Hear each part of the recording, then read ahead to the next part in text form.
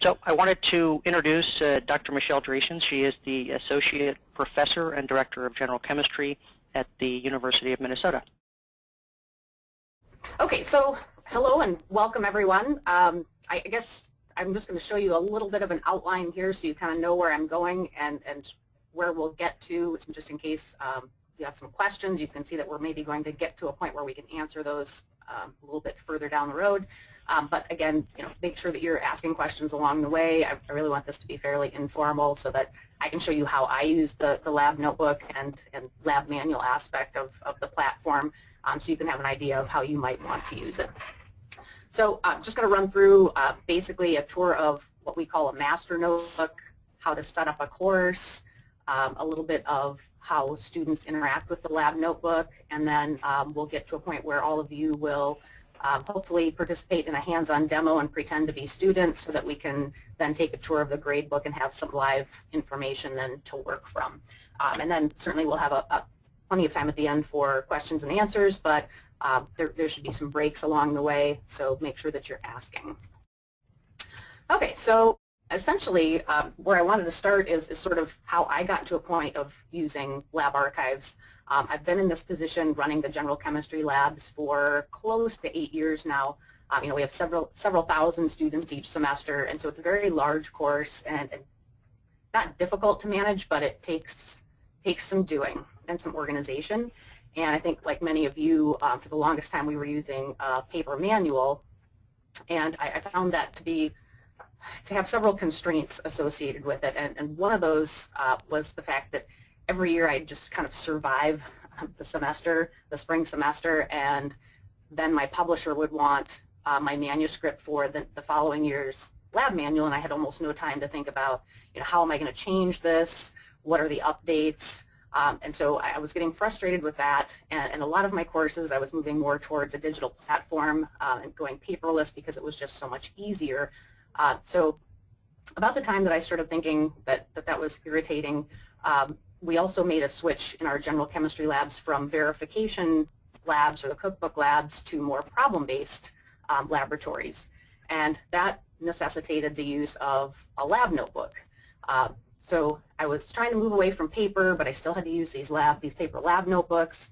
I had a lot of frustration with using those with the students, and then one day Matt Miller dropped an email in my inbox, and it was right at the time I was getting very frustrated, and I thought, you know what, I'm gonna hear him out and see what he has to say about this product. Maybe that can solve my problem with my lab notebook issue. And I sat down and talked with Matt for probably an hour and a half the first day, and as soon as he started talking about the Electronic Lab Notebook, which is what we're looking at right now, I got very excited about it and started asking a lot of questions, and I've been a fan and user ever since. So I've been using the product for about a year.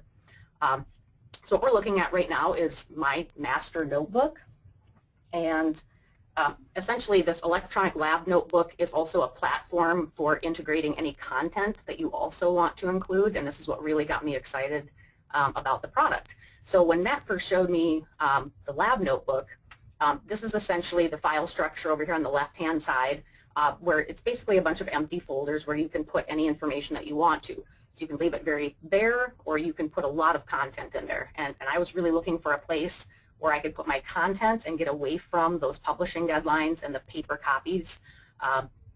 And so it had a lot of flexibility to it and highly customizable. So what you see over here is, and I'm just going to give you a quick tour of what I have in here, not saying that anyone needs to have this much information in their lab notebook, but I use this as basically the website, the lab manual, and the lab notebook for my entire general chemistry course. So, I've loaded the syllabus and all sorts of background information. We've got lab safety information that we've put up, grading rubrics, lab equipment and techniques that are, really common to our program but might be different for you, so you can customize that. And then here are the projects that I've developed, and they're basically the experiments that my students do. So essentially this is some sort of digital publishing platform / interactive notebook that students can use, all digital. So I was very excited about this because I could move away from the publishing deadlines, And the other thing that really irritated me is every time I would print one of my lab manuals, you open it up the first day you get it back from the printer, and there's like 10 errors that jump off the page at you, and you're so frustrated that you have to wait a whole another year to fix those, and you always end up introducing more of them. What's nice about this is I can go in, and I'll just show you. Let's say I wanted to add a new experiment. It's as easy as saying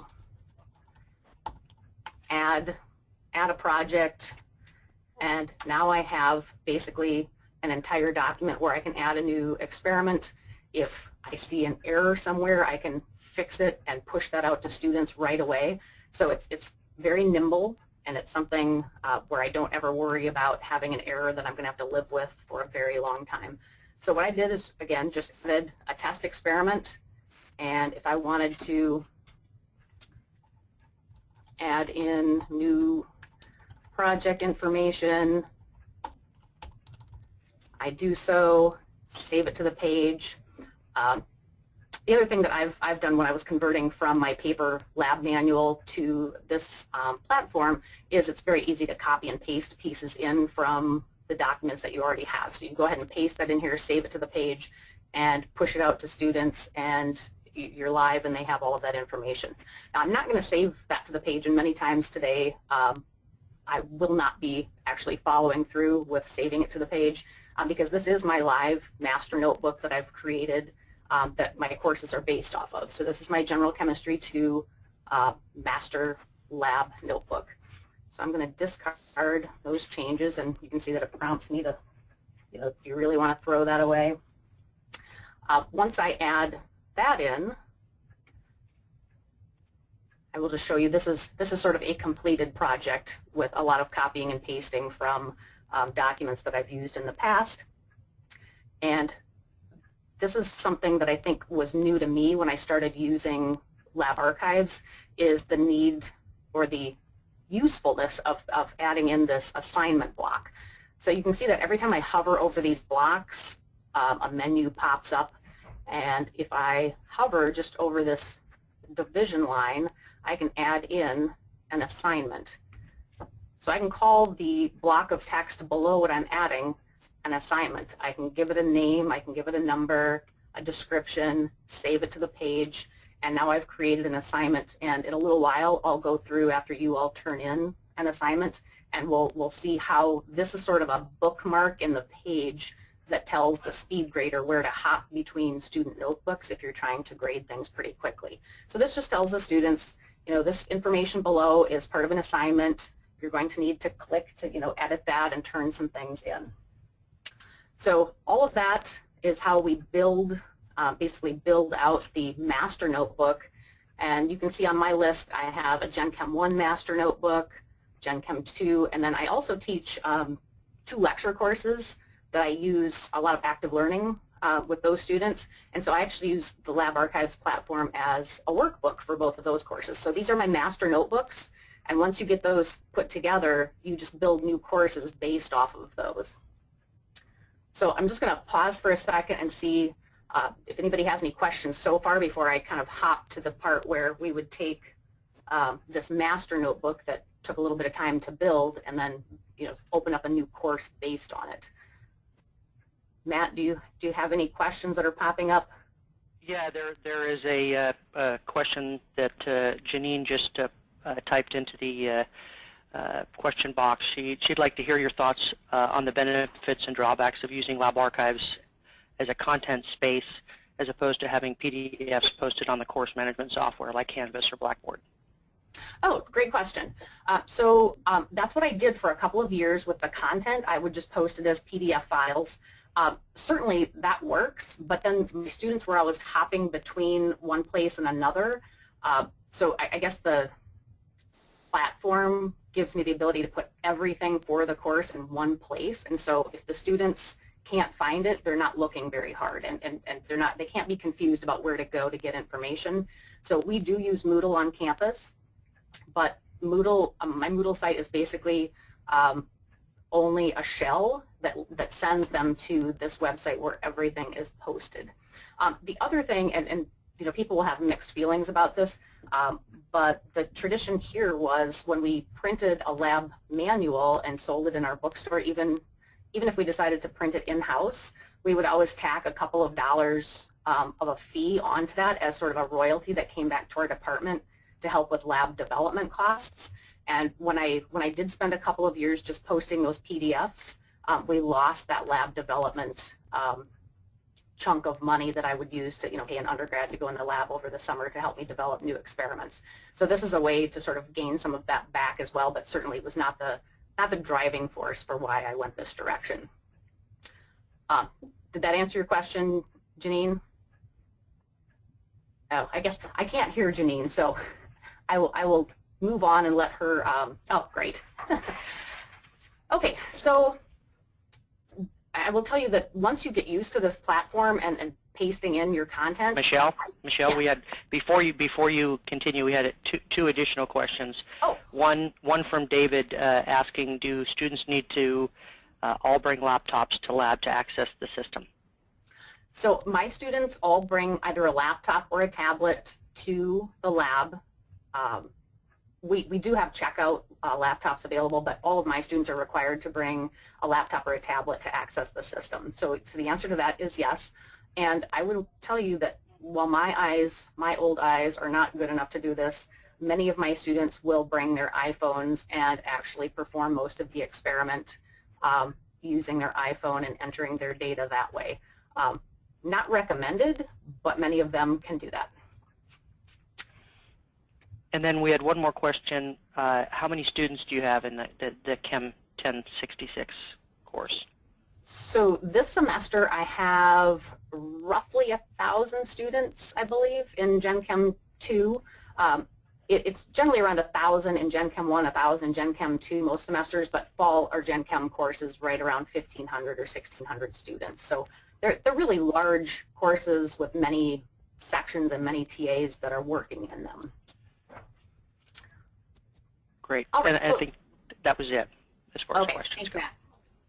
Okay, so once I got used to pasting in the information here, I think putting together this whole course took me about 2 hours of just taking my documents and pasting them into these different pages that you see on the left-hand side.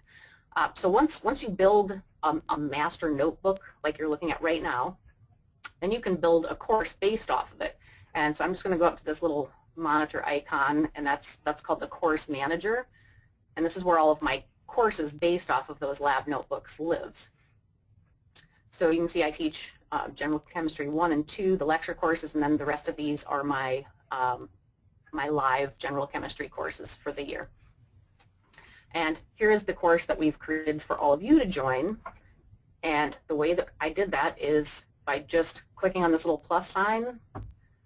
It's as easy as giving the course a title and then picking one of those master notebooks to base the course on.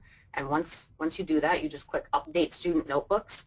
And this would also be the place where, as you find errors or make updates to your experiments or projects, you can push those out live to students right away. And I'll tell you, I do that a lot. It's also something that makes developing and testing new experiments on the fly very easy. So I'm okay doing that in, say, like my honors class or a smaller section of students, do that early in the week. And if I don't like one of the questions or how students are interpreting some of my questions in a certain experiment, I just go change them, update the student notebooks, and no one else the rest of the week has that confusion or sees those errors. So that's one of the things I really like about this. So the other thing, and I will just go back to our WebEx demo course that you're all part of. So you can see that I've already set this course up based on my master notebook. If I wanted to update something, I would.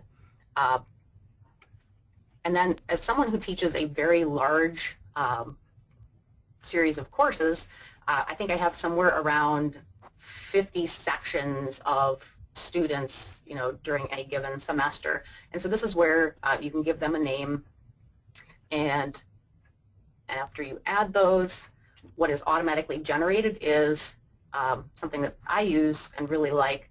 It's a unique URL for each of the sections. So my TAs then, after I create the course, just come here and grab the sign up URL for their students and email it out. Students just click on that link just as you all did. Click on the link, sign into LabArchives, and then students are automatically added to the correct section of the course. So you can see that some of you are section 1, some are section 2, and that happened because you were provided with a unique URL that dropped you into those sections. So that makes getting students into the correct section really, really easy.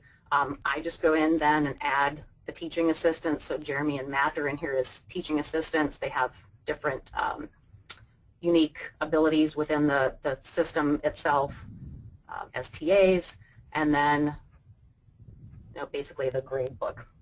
And we'll come back to this in just a little while after we've actually populated this with some data after you fill out an assignment.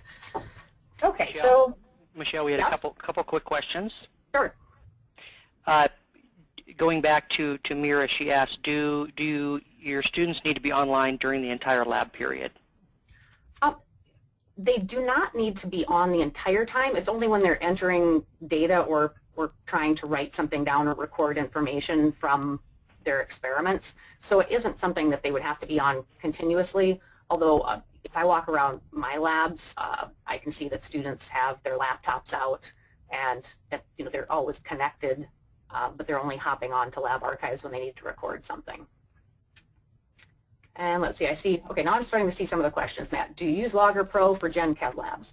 We do, and the nice thing about Logger Pro is that LabArchives is working with them to integrate data collection directly into the lab notebook. So that's something that I'm really excited to see when that launches. And Matt, correct me if I'm wrong, but that's coming very soon, correct?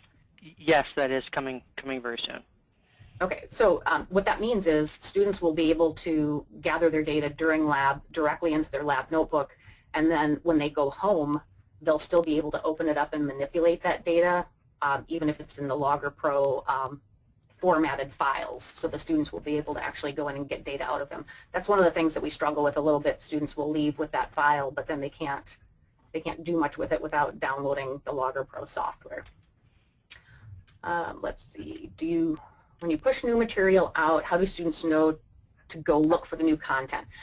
It just shows up in their notebook, so it's nothing that they have to go look for. So typically it will be, this test experiment that we just added. If I push that out to students, that would just automatically show up in their notebook the next time that they open it up. And if it was something that they were going to be accessing for a lab period, then they would see it was there. If I change something else, like a grading rubric, they wouldn't automatically notice that I'd made an update, but their TAs point that out to them. Let's see. Oh, we got somebody that didn't get the information about adding this to their LabArchives account. So I'll let. I've sent Richard that information. Fantastic. All right, I think we're caught up with questions for right now, and let's see. We were just sort of looking at how to set up a course based on a lab notebook that we just created. And so now I'm going to go back to our de-icer experiment so we can talk about how students interact with this page. So even though we're looking at my master notebook right now, this is exactly what students will see when they're looking at their notebook. And you can see we give them some information here at the top. And since we use more of a problem-based approach to our labs, we give them really limited information, but I'm looking then for students here to go to this first assignment and put together their plan for their first day of their de-icer experiment. And so students would just click edit here, and they would just start typing in this rich text editor in order to answer the questions or outline the plan that they're going to be using for the coming experiment. And you can see they can use formulas, they can insert tables and images, so it's very useful, and students are much more adept at using this than I am. So as soon as I set them loose with this, they're finding out all sorts of things that it does beyond what I ever need it to do. But this is where students would enter their plan and then click Save to Page, and then they would come up here. I'm going to click Cancel, again, because this is my master notebook, but we would want students to enter something here. save it, and then they would come up to this assignment box, click on Edit, and they would say Submit to Instructor. And what that does is it sends me a piece of information that says the student has turned in an assignment, and that's when I can go through, and not typically me, but typically a TA would go through in our program and then grade those plans using the speed grader, which I will show you in just a little bit. Let's see, is there anything else that I wanted to show you? Michelle, Nick has a quick question regarding the ability for students to draw chemical structures, and he asked specifically in the rich text entry, but you may want to address that Sure. As far as the chemical sketch tool. So let's just look. It is difficult in the rich text entry to do anything like that, but if we hover over this dash line, students can insert a sketch, or they can insert, oh, where is it, Matt? Under widget. See, you can see how infrequently I use this piece. So we choose a widget, and here's Chemical Sketcher. And students can insert the Chemical Sketcher and draw structures. And we can bond these two atoms. Oops, I'm getting a little carried away there. But essentially, students can draw their compounds using ChemDoodle, which is their Chemical Sketcher widget. And I'm going to cancel out of this. Is that enough, Nick? He said thank you, yes. Okay, great. So I'll cancel that just so I don't send that out to all of my students. So there are a lot of things that LabArchives does, and many different types of widgets that you can insert. They aren't things that I commonly use because I want my students to really think through how to do a calculation for dilutions. But if you want to provide that to your students, there are widgets that allow them to just type in values that they're starting with and the end value that they need, and it'll do the calculation. There are a lot of really neat things that are available beyond just the basic lab notebook that I'm showing you right now. Okay, so we've got our master notebook set up. We set up a course. I just showed you kind of how students interact here. Students will enter data. They can use tables here. The other thing that I haven't mentioned yet that I thought was a huge selling point, but I didn't realize it until after I was sold on the product, students don't have to own Microsoft Office, but they can use it within LabArchives. So if they want to insert a spreadsheet, I can do that, and I can create my spreadsheet document. To point out that you can use, basically there's a PowerPoint, Excel, and Word equivalents there where students can make their graphs and process their data and everything, and they can insert that. Yeah, I thought I saw another. Is there any quiz system in LabArchives? Matt, I know that Earl's been talking with someone about this, but as far as right now, I don't believe there is. Correct. There is no quiz system built directly into the system at this point, but there are plans to go that direction, and we are looking into using something similar to a ChemDoodle situation where we could incorporate that as a widget tool using an existing quiz platform that's out there. And this reminds me of something that I want to share with everyone, and that's that when I started using the lab notebook, I would email Matt or Earl and I would say, wow, it would be really cool if it did this. Do you have plans to work on that? And 2 weeks later they'd say, you know what, we got a programmer to do that. It was really simple. Do you want to launch that? Do you want us to turn that on for your students? And I would say, well, yes. So they're really nimble, and if there are things that lots of people want in the lab notebook, they're really fast about incorporating those and making this as user-friendly as possible. So I can't say enough about the staff and how nimble they are at making new stuff happen really quickly. In fact, I think Earl was here the end of last semester and was talking with my TAs, and they said, gosh, a lot of my students, they really want, since our students work in teams, they really want to be editing this plan together, but they all have to do it separately. It would be really nice if this block right here could be a piece of group work or like a live Google Doc, and it's ready, and that's something that I'm going to turn on for my students for this summer to start using, so that students in a group will be able to then live edit a document where they're collecting all of their data together on the same experiment. So that's just an example of one of the things that they've released for us after we said, hey, this would be really nice. That and the speed grader. I think my TAs love that you guys added the speed grader, which I will show you in just a bit. There were a couple more questions before you jump forward, Michelle. Marissa had a question about being able to hide tabs from students, such as the grading tab, which I think she's speaking about the course manager, which is only available to the instructional staff.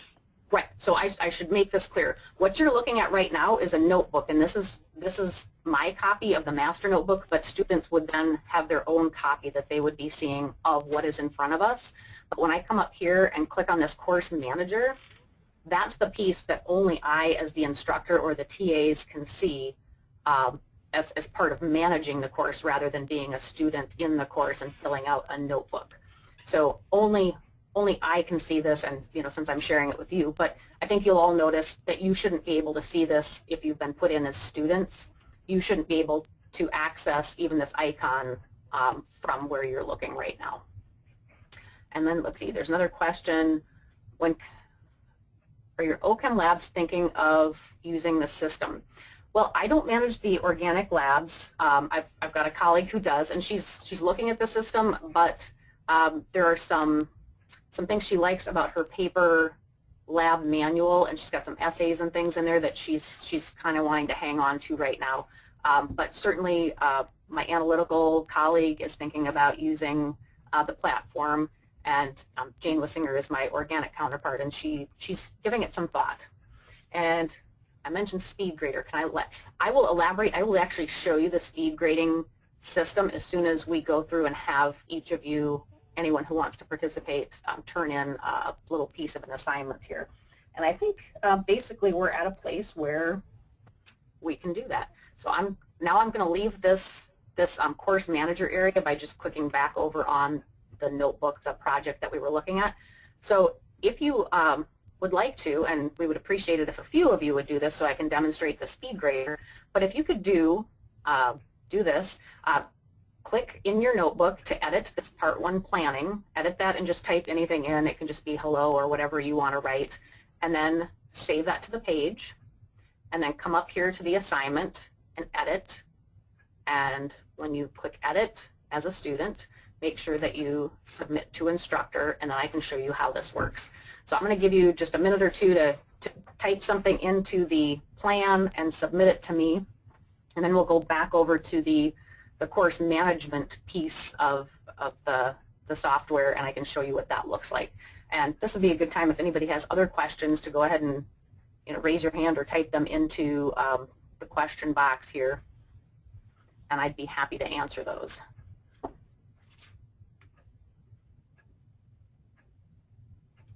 Looks like Joy Michelle has a question regarding communicating between instructors and lab technicians. So my lab staff all have access as TAs to the lab notebook. So that's how they see what is coming up. I don't know that I use it as really a communication tool other than providing them the information about the syllabus and sort of which project the students are on.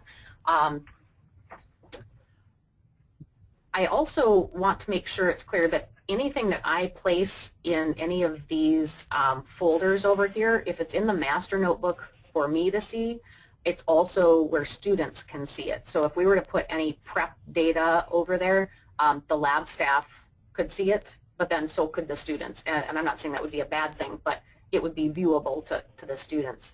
Once in a while I ask Earl if we could get a folder over here that could be hidden from students but could be used for, say, TAs and lab, the lab staff to actually keep some documents that only we can see associated with the course.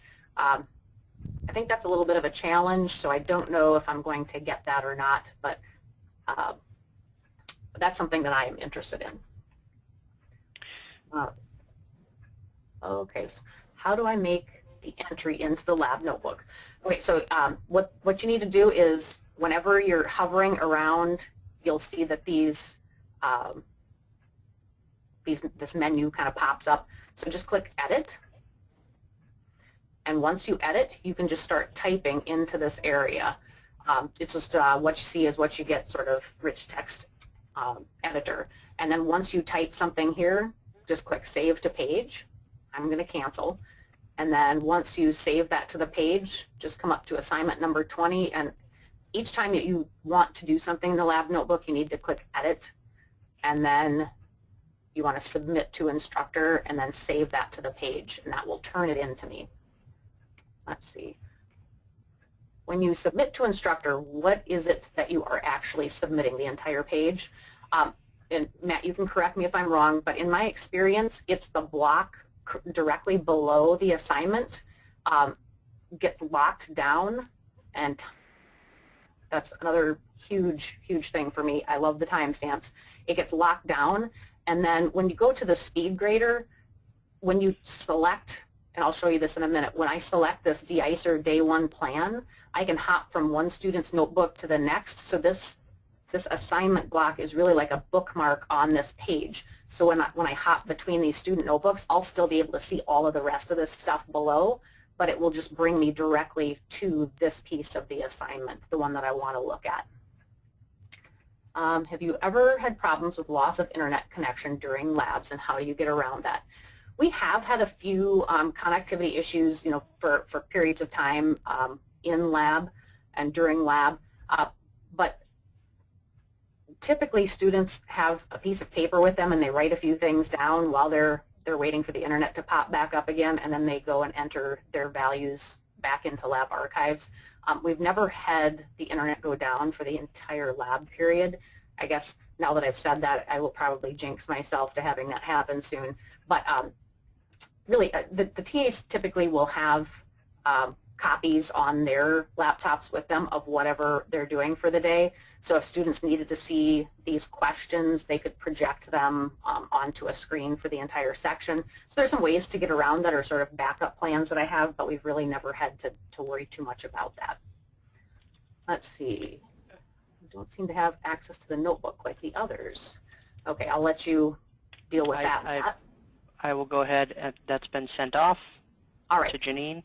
One quick thing regarding the internet going down is any of the native LabArchives entries that you're working on, specifically the rich text, the system has an autosave function after 5 seconds of inactivity. So if a student is doing work, goes away to take some calculations or some readings off of a machine, loses internet connectivity, they're not going to lose all of the data that's been keyed into that particular entry. It would have been auto-saved at that point. And I'm so sorry that I did not hit that point, but yes. So you don't lose anything that you've already added, but you can't add anything new while the internet's down. Okay, so I think that was enough time. So now I'm going to move, again, away from the notebook. So I'm going to go ahead and just open up the course manager. And so that's thinking. So now the other thing that you'll all notice is I didn't point it out earlier, you maybe noticed that none of these little red numbers were here earlier. These are all of your lab notebooks and activity that has been taking place in the lab notebooks. So what I can do, and I will just start here with this notebook, and what it does is it automatically pops me into whatever Joy was working on when she submitted something, and it takes just a second to load. Oh, my internet is going very slow today. So you can see that the assignment right here that it shows is day one data, and I'm going to go up to the day one plan, because that's what we were kind of working in. So I mentioned before that the timestamps were a huge thing for me. The other thing is that there's a revision history. So you can always go back if students do something wacky and delete something. you can always find it again by looking at their, I just noticed Joy's answer, hi, I'm not a chemist, so I would be hopeless at this point. I'm not expecting that anyone will have answered that correctly. So anything typed here is great. So you can see that by going to this assignment, it brought me to this assignment block, and it's showing me what Joy has answered in her Part 1 plan. And so I can go up here and say, you know what, that's a great answer. I'm going to grade this now. So I'm also editing this, and I'm going to now call it graded. And this is worth 5 points for my students, so I would just type a 5 in here, click Save to Page. And now Joy would be able to see on her end that I just graded this and gave her a score of 5. The other thing that I can do is I can click on these little comment bubbles, and I can say, great job, or I can say, you know, you were missing the volumes that I asked you for. So I just added that. It shows that I'm the one that added this comment. Some of my TAs, instead of using the comment bubbles, will just opt to edit the entire entry here, maybe in a different color. Some of them will just say, this is great, and they'll put it in red or something else, some other color. So I'll just do that, and they'll save it to the page, and then this is a great way for them to communicate back and forth with the students.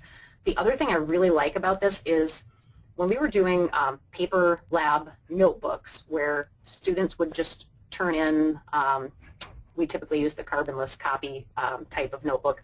Students would turn in a copy of what they tore out of their notebook. The TA would comment on it and hand it back, and that was really something that I had no way of seeing what was happening other than just trusting all of my TAs were doing what they were supposed to be doing. What I like about this is I can see, you know, if the student actually turns something in during lab, or if they're trying to turn something in outside of lab beyond, you know, beyond the deadline. And I can also go and look and say, you know what, I'm worried about this one TA. I don't think he's really staying on top of his grading or giving a lot of feedback to students. So I can open up any of these student notebooks and look at how my TA is grading it and what kind of commentary they're giving back to the students. So it really gives me a level of oversight that I didn't have before, and I really like the ability to do that. So let's use the speed grader here. I jumped here using the grader to Joy's, and now I can just click to the next student, or you can see in this menu, it just lists everybody in order. I'll just click to the next student, and it will keep me in this same assignment in all of the students' notebooks until I'm done grading all of those. And I'm just going to check quick while that's loading to see, okay, we don't have any more questions that I can see. Correct, Matt? And here's Tom has turned in, or actually hasn't turned anything in, so I can see that I'm the last person that did any editing here, that the student didn't do anything, and I can grade that and give it a 0, or I can skip past it. Here's Marie.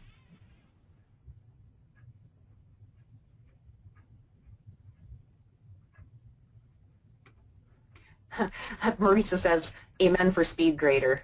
Yes, speed grader is fantastic. I think my TAs cheered when that rolled out at the end of last semester. Is LabArchives linked to Turnitin at all? And Janine, it is not, but I believe Earl has an interest in making that happen. I am a heavy Turnitin user, and that is the only thing that I house in my Moodle site that's separate from the LabArchives environment. So I would love to see that happen, even if it was, you know, it might be an add-on expense because they have an expensive license. But Matt, do you know anything about where those negotiations are? I don't currently know. I know that there have been some high-level discussions between us and Turnitin.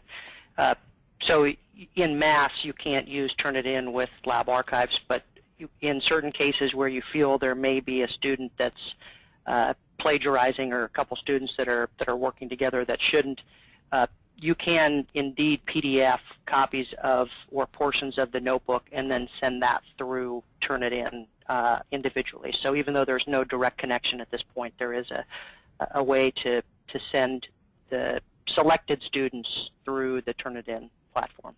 Okay, so the other comment I can make, Janine, is that my course, because we're heavily problem-based, I have students do 2 full formal lab reports to really process their data and think about what it all means, and we do submit those formal reports through Turnitin. But sometimes that will miss the fact that a student is copying and pasting something of their maybe teammates from lab out of the lab notebook.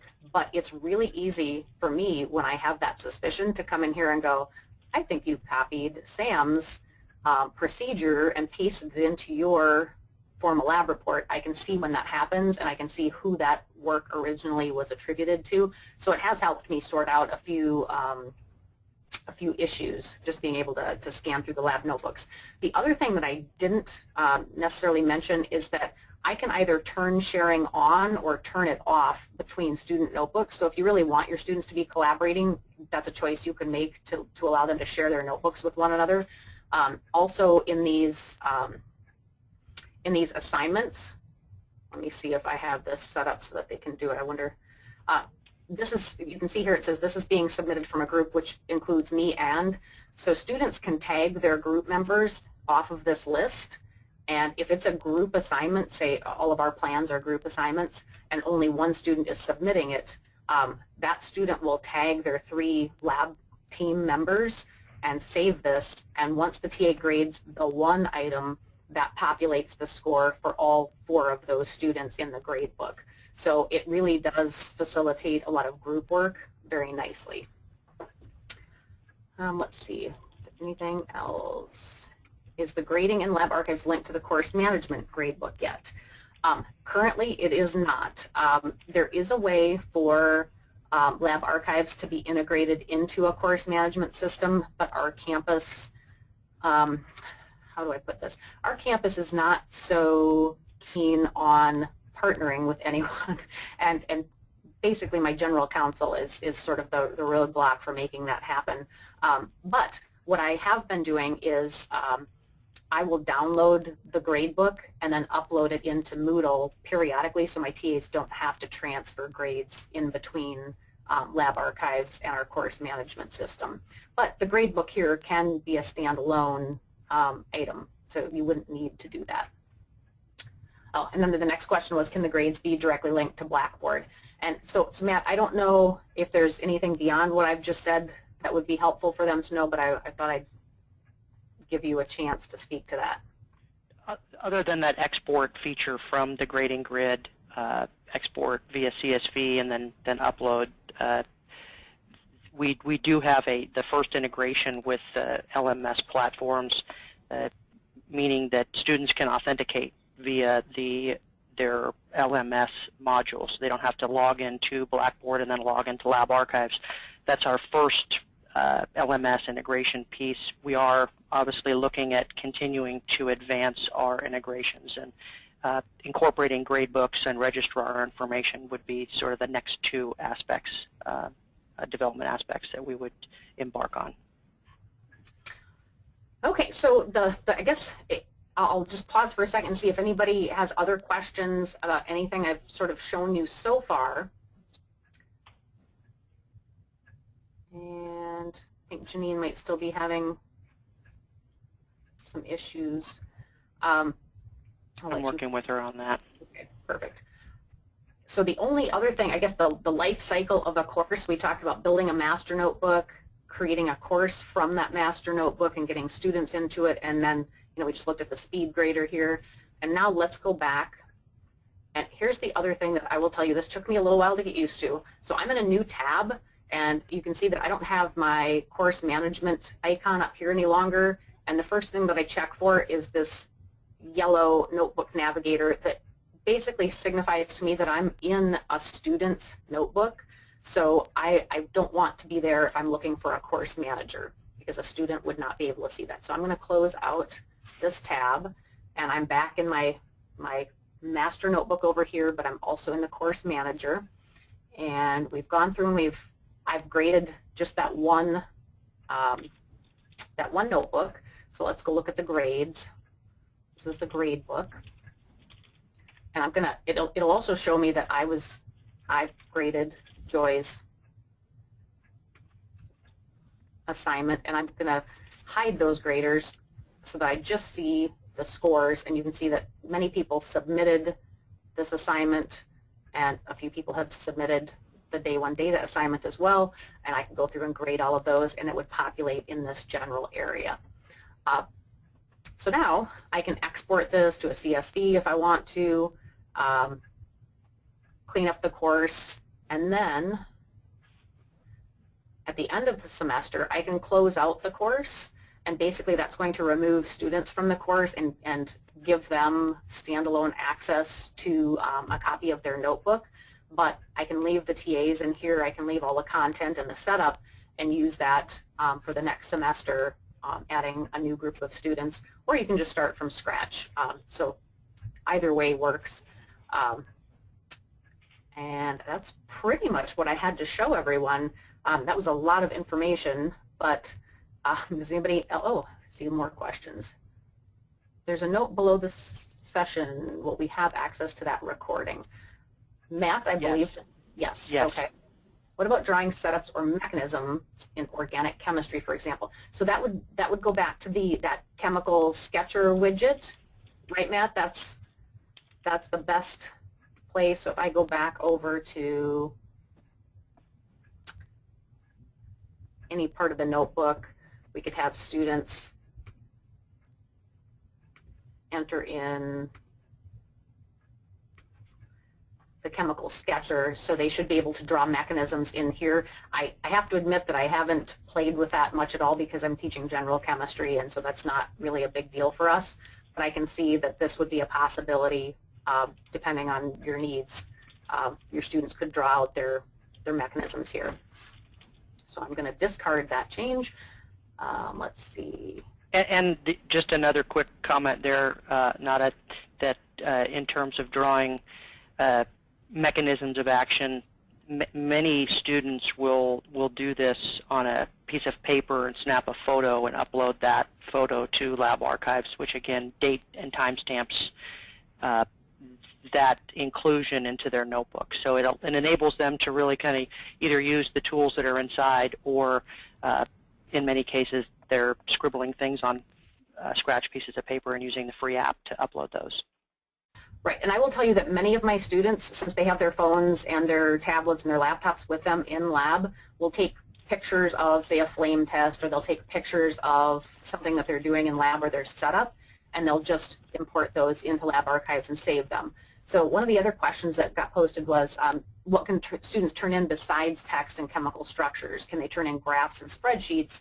And the answer to that is yes. They can paste a table into the rich text, or if they want to use, let me just click over here so I can see this, they can actually, and see, this is where we kind of went off track before, it wasn't cooperating with me, but I've used this a lot where students can just make a spreadsheet or a graph, and they can, once they create that, it pops it into this area and it saves it as an Excel document or a Word document, whatever it is that they're trying to turn in.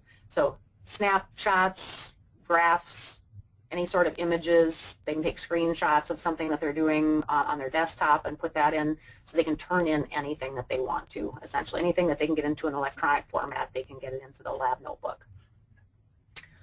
All right, oh, there's lots more questions. Is there a facility for students to take and say yes? Okay, so we just answered that, so I'm a little behind the questions, I guess. How are the TAs students trained to use LabArchives? That's a great question. So what I do when I train my TAs in the fall is, let's see if I should have it still available. I just create a course for, oh, I deleted it from last year. So I just create a course called TA Training, and I actually have the TAs go through as students and submit an assignment and play around with that, and then we show them the grading side, just like I was showing you. We create sort of a dummy course and have them go through and enter answers, and then I and my head TA will go through and grade and comment on those so that they can see the back and forth. Students are trained. I found the best way to train students is the scavenger hunt is the first project that my students will do when they come to lab. So the first day of lab, we're showing them where everything is, and they actually have to learn how to enter information into LabArchives as part of a scavenger hunt and their first day activity. So that introduces them to everything that they need to work on, and then the TAs help them along the way if they're having any difficulties that first day. Let's see. And then, Michelle, we also have a LabArchives sponsors a TA training webinar at the beginning of every term. So we push that out to active TAs in existing courses and make that available from our end as well. Okay. So Richard says, it's a nice integrated lab notebook and manual. If I wanted to try this in the summer, how would I get started? So it's very simple to just put your first experiment in, push that out to students. So if you're doing this on a short timeline, it's super easy to do. You put your first experiment in, push it out to students, and then as you can keep up with it, you just keep putting in your next experiment and push that out to students. You just update the notebook every time you add something new. I actually do that with my active learning class, my lecture class. I never have all of my activities written before the semester starts, so I just post one at a time and push those out to the students right before they need them each week. It does not take very long. I mean, once you get used to the platform, and technologically I'm not highly advanced, but I'm not afraid to kind of tinker around with things. So I'd say that, you know, you can pick things up pretty quickly. You know, each of these pages is just simply clicking add a new item over here and pasting in a document that I already had available for the lab. If you were, you know, starting from scratch, it's going to take you a little longer to generate that information, but, you know, not really a very long time at all. So what is the cost? I believe it's $15 is the access per student. Is that correct, Matt? That is correct. All right. And can you show what you mean by the revision history? Oh, good question. Let me open up the course manager, and it's just thinking for a minute. So while I'm doing that, let's see, what is the fee per student? Okay, so that was the $15. SpeedGrader, I think I missed its demo. I will show you SpeedGrader in just a second again. Let's see. How do I recommend LabArchives to my engineering faculty? That's a good question. I guess you can just mention it to them. All it took for me is just having 1 or 2 minutes and a little bit of curiosity about how it could solve a lot of the problems that I had in my course, and then, you know, just letting one of the LabArchives people, or me, I'm happy to talk to faculty as well, just tell them how I use it. And generally there's either an interest or isn't, but I'm happy to help anybody. If you wanted to recommend it to your engineering faculty and put them in contact with me, that would be just fine. Let's see. Do you think you have problems with students using data from a friend who took the course a prior term? So that could be an issue. I run a problem-based lab course, and that means that each team of students, while they all sort of coalesce around 1 or 2 methods for doing an experiment, rarely come up with the identical method and identical volumes and everything like that. So while it could be shared, I don't believe that's a big problem for me.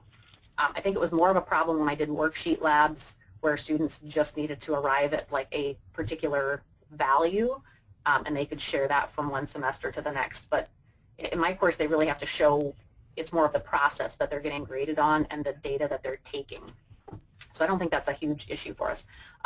So I'll check out the SpeedGrader, and then revision history. That was the other thing that, oops, I'm in the wrong course. That's why I was sitting there thinking I was waiting for it to load. Okay, so let's go to the one that I graded. So we're just going to open this up. So Joy is at the top of the list. I'm picking on her today.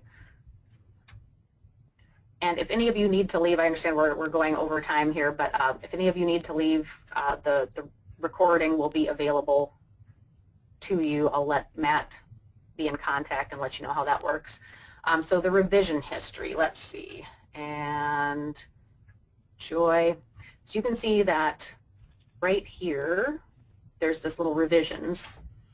So we can see that I made this initial text entry, edited something, and then Joy added something to it 25 minutes ago. I can see what time she did that and where where her IP address was when she did it, and then you can see that I edited that by adding the "this is great" to it. So this is where if a student keeps revising and then they deleted something, so the data type was a deletion, you can always go back to, let's revert to this version before I deleted that particular item. And that does happen once in a while, so this is a really nice thing for the TAs to know about. So I'm just going to hide the revisions, and I'll just quickly show you. So right now we're in sort of the speed grader. Right now I'm in Joy's notebook at the day one, de-icer day one data. And so I can go through and I graded this one, but the speed grading part is just clicking next, and it takes me to the next student's notebook at that exact same spot. And it's loading that. Let me just check. Let's see, what is the cost for the department? I'll let Matt speak to that because I know there are different cost structures. So you can do a site license or you can do a fee per student. And right now we do a fee per student. It's like a textbook that they have to purchase each semester. Matt, maybe you can speak to that. Yeah, so the good question. We have a few ways that payment methodologies. One is the pass-through cost to students, where students will pay directly within the platform within a 3-week grace period that they have. The department can pick up or the institution can pick up the payment, and then students will never be asked to pay for the platform within the system itself.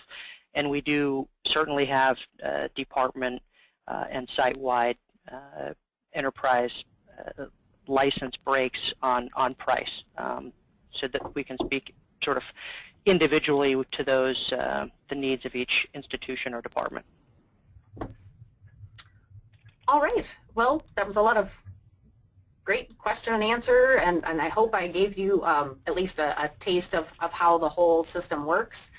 It did take me just a little bit of time to sort of put myself in the right frame of mind to be going back and forth, you know, putting in my information and switching between the notebook and the course manager.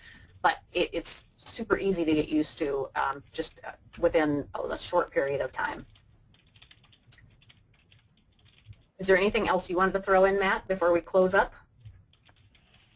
No, I want to thank you for your time today. That was a great view into how you use the platform. Thanks everybody for taking an hour out of your day to sit in.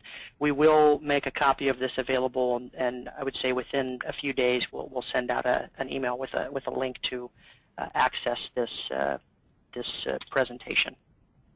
The other thing I'll throw in there, Matt, is I'm always available by email, and I'm happy to speak with anybody about, you know, I'm totally open and honest about the things I like and the things I don't, but this is one of the few products that I've initially been really excited about, and then just waiting to find out what the horrible drawbacks are, and I've not come across those yet. So I'm an enthusiastic LabArchives user and advocate. So I'll put it that way. So I'm happy to talk to anyone if they want to contact me by email as well.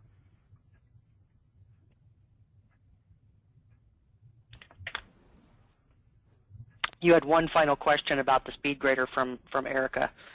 How do veteran TAs like the speed grader versus the old way? My TAs loved when that got rolled out. In fact, every time we add, or every time LabArchives rolls out an improvement, there's almost like clapping and cheering during a TA meeting. So they've been very pleased about it. All right, well, and Marisa was a TA of mine a while ago and used it in its first iteration and did not have the speed grader, so she says much better. All right, well, I'll thank everybody for their time. Certainly feel free to contact me, and good luck with the end of your semester. Thanks, everybody. Goodbye.